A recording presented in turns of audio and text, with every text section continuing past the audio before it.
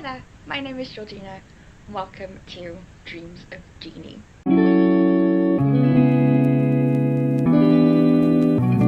So for today's video I thought I would do my September reading wrap-up. I had a pretty good reading month. I did technically read 16 books, but 7 of those were short stories. It's not like I read 16 like massive books, but still, you know, any amount of books is a good amount of books, and this is a good amount of books, so that is what I am going to be doing in today's video. So please, if you would like to join me, please get comfy, get a drink, and let's get right on into it.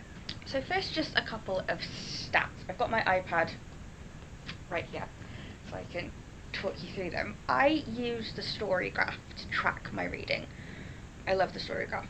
So yeah, 16 books, which was a total of 5,126 pages and a total of 32.67 audiobook hours. And we've got my star rating. So out of the 16 books that I read, 2 of them were 5 stars.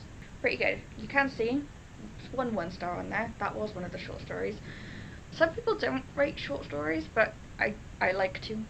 So average rating of 3.16 stars, which I don't think that's too bad. That's, you know, that's a decent average for me.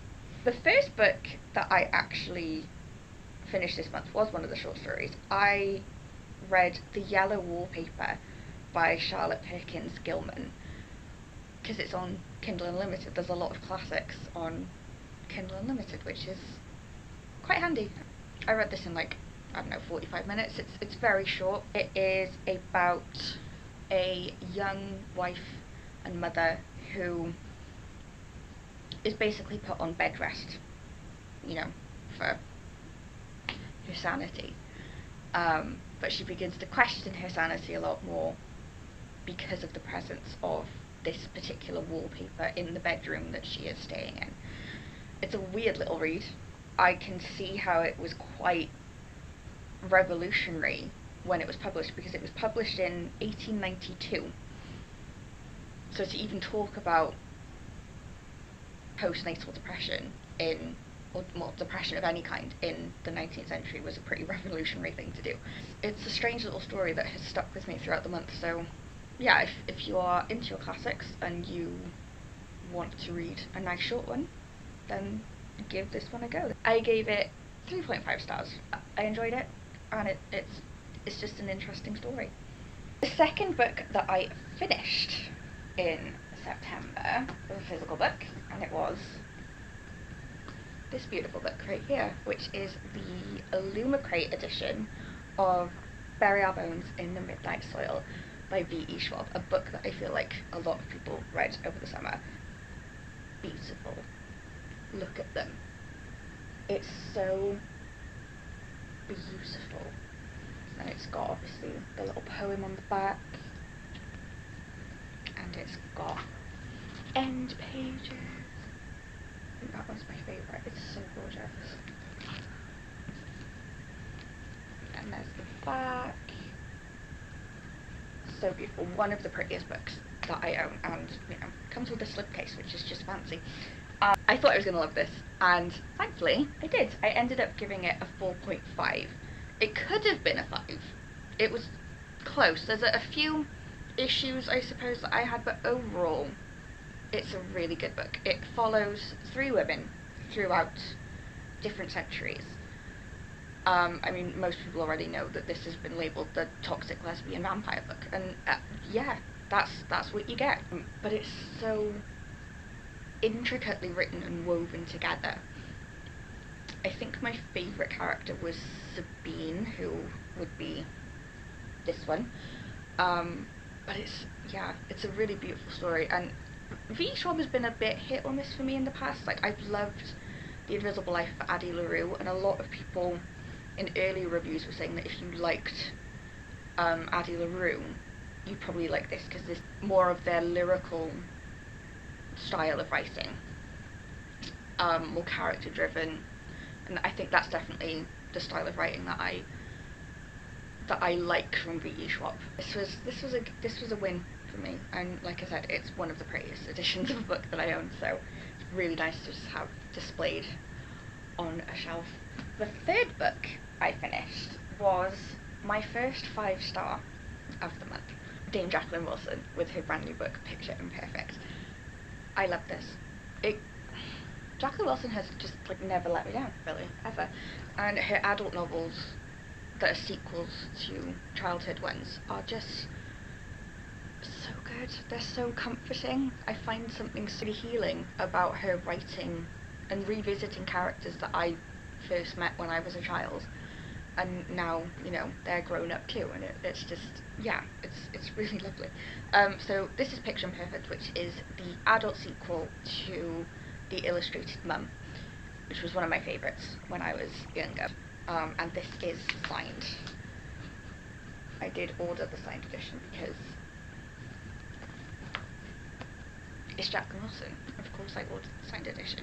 But in this we follow Dolphin, who's now 33, I think, is when we meet her, and her life hasn't quite gone to plan. The book starts with her getting a phone call in the middle of the night saying that her mother, Marigold, has turned up at the airport and she needs to come and get her, and we go from there. And it is just, I think it's a beautiful continuation of a story that we started over 20 years ago. Jacqueline Wilson just knows how to write good characters. That's what she's known for. It's what we all love her for. So yeah, it had to be a 5-star because I enjoyed every minute of this, and it's, you know, it's nice and short. She doesn't overwrite. You know what else to say. I just enjoyed it and I loved it, and it's Jacqueline Wilson. So yeah, 5 stars. The fourth book that I finished was a Kindle read, and it was Anathema by Kerry Lake. I really enjoyed this. This was another 4.5-star rating for me. I've read one book by Kerry Lake previously. I read Nocticadia last year and I really enjoyed that. But Anathema I did enjoy a little bit more. Dark and gothic and mysterious. It's got a lot of elements that appeal to me. In Anathema we follow Mavis, who is kind of an outcast from the village that she lives in. The village that she lives in is next to what they call the Eating Woods, and in these woods are monstrous creatures, and anyone that is deemed sinful, I suppose, by the community is banished into the Eating Woods. And that's what happens to Mavis one day. Somewhere on her journey in the woods, she meets Zavander, who's this mysterious, handsome guy. I really enjoyed it because I've been wanting to read it for a while, so it didn't let me down, which I was very happy about. I'll tell you what did let me down though, which was the next book I read. I decided to step out of my comfort zone a smidge and try a thriller. I don't love thrillers, but occasionally I'll try them. I decided to read who I think is the most popular thriller author of the moment, that being Frida McFadden. I read The Housemaid. I gave it 1.25 stars. I'm really sorry. I know a lot of people are a big fan of Frida McFadden. Maybe it's just that book. I might try another book from her, but I didn't love The Housemaid. Thrillers are just not my thing. I'm not the person to come to for thrillers. I try them occasionally. They tend to let me down. I moved on to a genre that I do like, which is dark romance. And I decided to start the Devil's Night series by Penelope Douglas, and the first book in that is Corrupt. And I liked it.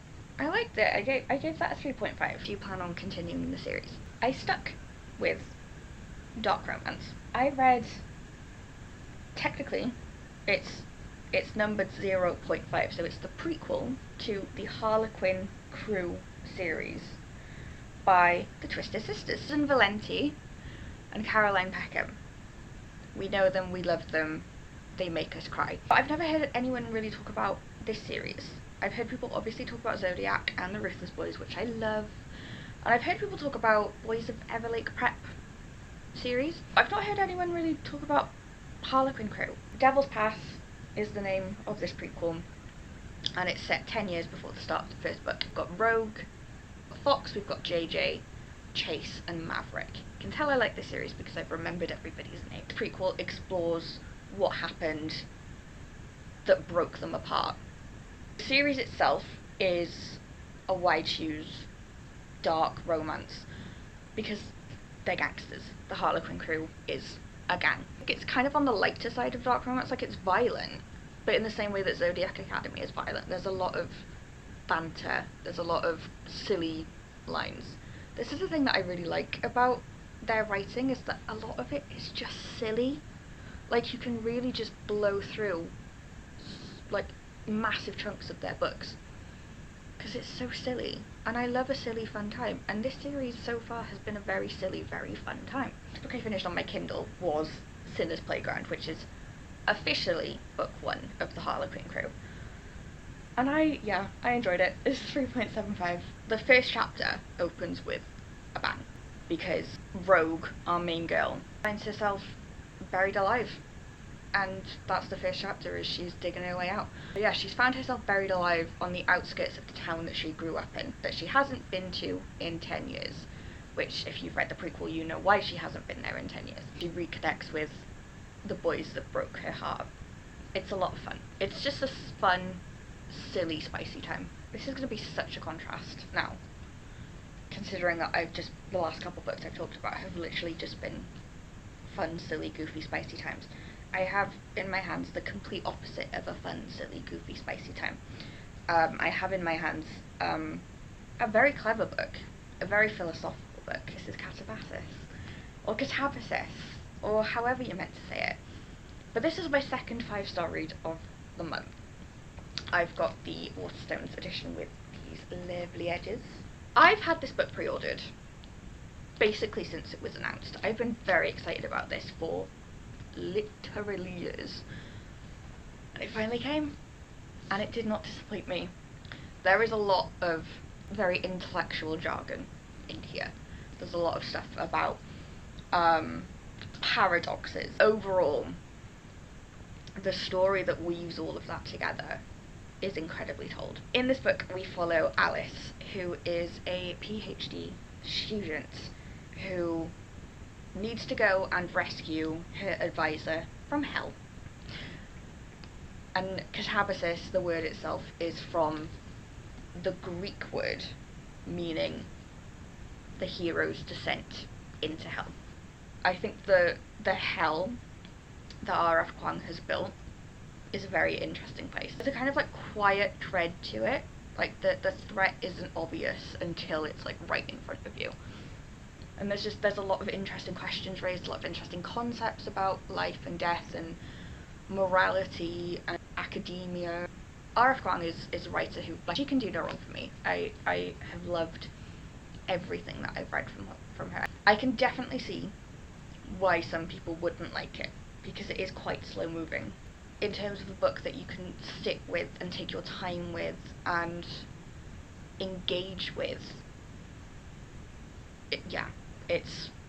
it's excellent. Now we get into the 6 other short stories that I read, which were all from the Scared Sexy collection. Amazon original, Kindle Unlimited short stories. I decided to give them a go because obviously they were all like spooky themed, and most of them I didn't love, so I'll just glaze over some of them. So I read the Ali Hazelwood one, Hot for Slayer, gave that 1.5 stars. Never read Ali Hazelwood because I don't really read contemporary romance. Like, I know she's written Bride, which is more of a paranormal romance, but yeah, I didn't like a short story, so I probably won't pick that one up. And then the second one was a Christina Lauren one called Falling. I like that even less. Oh, sorry, that was a 1.25. But I finished it because it was only 55 pages, so yeah. And then the third one was by J.T. Geisinger. It was called Spicy Little Curses. I like the first bit, the first half. It's one of the longer ones. It's like 90 pages. I was intrigued by the beginning because it's set in New Orleans, but it lost me. And the other one was by Ruby Dixon, called Space Vampire. That was my 1 star of the month. I really didn't like it. I'm sorry. I found it incredibly boring. The last two saved it for me. T. Robert wrote one, and it's called Beautiful Nightmare. It's about an incompetent night paralysis demon, and it made me laugh, and I liked it, and it was a 3-star for me. I really liked it. But my favourite one, because it really actually genuinely made me laugh out loud, like full on cackle, it's called My Boyfriends Are All Monsters, and it's by Kimberly Lemming.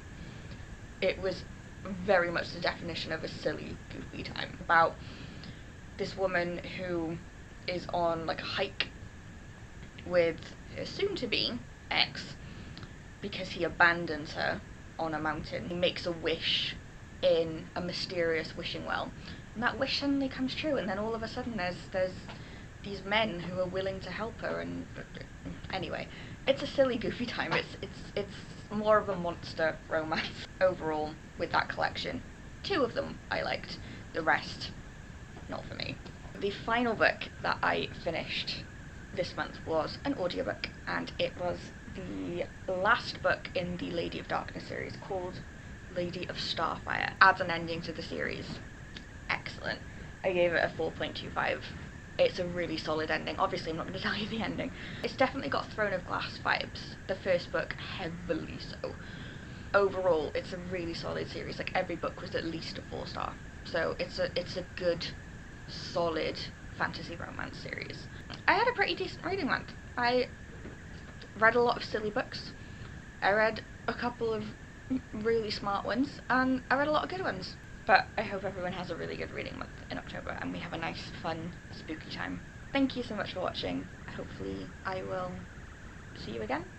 If you would like to hang around a bit more, please consider liking, subscribing, all of that jazz. And hopefully I will see you on the next one. Bye!